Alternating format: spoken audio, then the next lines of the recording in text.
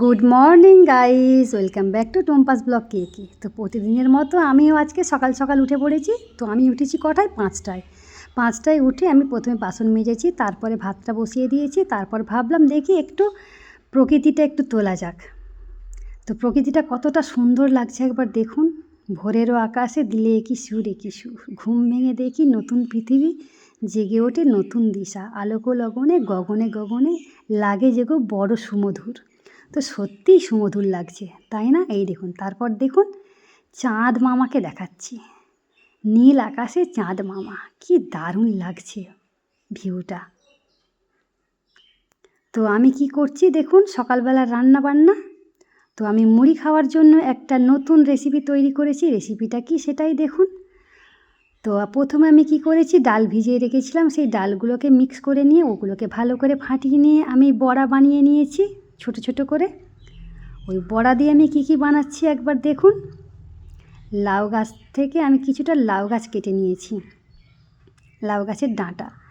তারপরে কিছুটা বাঁধাকপি আলু কেটেছি, কেটে আমি ওটা দিয়ে একটা সবজি বানিয়েছি। তো সবজিটা কেমন হয়েছে আপনারা দেখলেই বুঝতে পারবেন। খুব সুন্দর লাগে রেসিপিটা। যদি একটু পালং শাক থাকতো তো আরও জমে যেত। তো এখানে তো এখনও শীত পড়েন, তেমন একটা পালং শাক পাওয়া যাচ্ছিল না। তো সেই জন্য ঘরের মধ্যে যা যা ছিল আমি সেইটা দিয়েই করেছি আজকের রেসিপিটা। তো রেসিপিটা যদি ভালো লাগে অবশ্যই লাইক কমেন্ট করবেন, শেয়ার করবেন।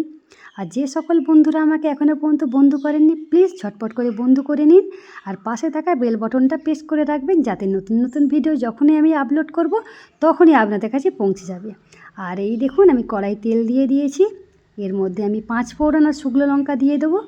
দিয়ে প্রথমে আমি সবজিটা ভেজে নেব। তো সবজির মধ্যে কী কী দিয়েছি দেখতেই পাচ্ছেন। টমেটো, পেঁয়াজ, কাঁচা লঙ্কা, আলু আর বাঁধাকপি কেটে নিয়েছি। তো এইগুলোকে প্রথমে আমি ভেজে নেব।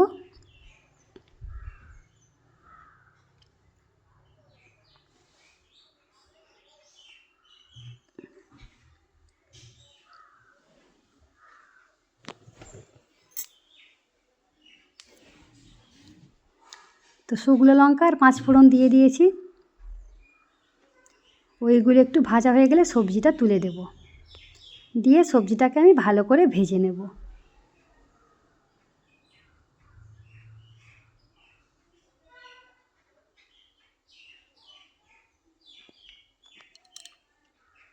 আর মশলা কী কী নিয়েছি বন্ধুরা, হলুদ গুঁড়ো, লঙ্কা গুঁড়ো, নুন আর জিরে গুঁড়ো আর পরিমাণ মতো চিনি।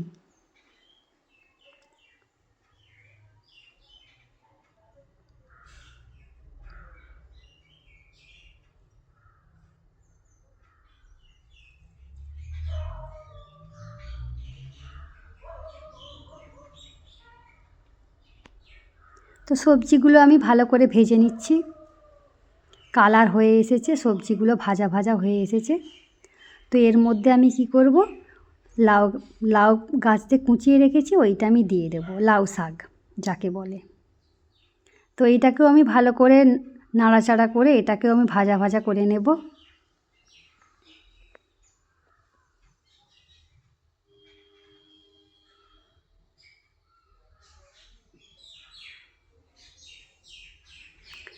তো লাউ শাকটা আমার ভাজা ভাজা হয়ে গেছে, সব সবজিগুলো ভাজা ভাজা হয়ে গেছে। এর মধ্যে আমি মশলাগুলো দিয়ে দেবো।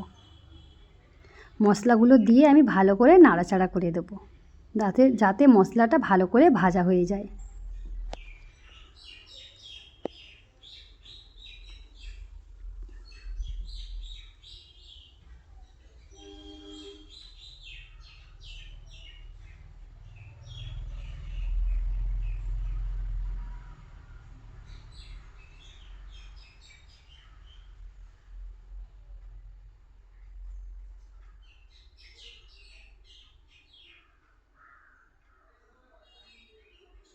তো লাউ শাক দেওয়ার জন্য ওতে থেকে জল বেরোচ্ছিলো, তো সেই জলটাকে আমি একটু শুকনো করে নেব, নিয়ে তারপর এর সাথে ফের জল অ্যাড করব।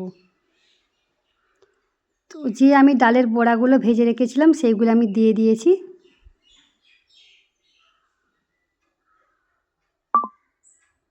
পরিমাণ মতো আমি জল দিয়ে দিচ্ছি সেদ্ধ হওয়ার জন্য।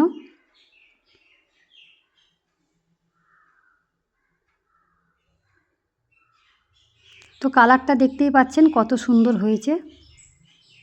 তো বন্ধুরা, এটা মুড়ি দিয়ে রুটি দিয়ে খুবই ভালো লাগবে।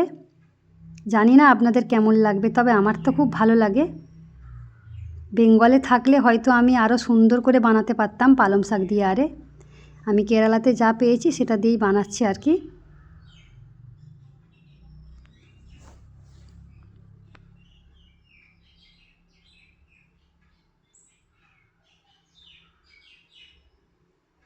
তো সবজিটা আমার হয়ে এসছে, তো আমি লাস্ট একটু ঘি দিয়ে দিয়েছি লাস্ট পজিশানে।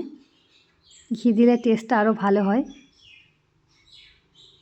যারা ঘি পছন্দ করেন না দেবেন না।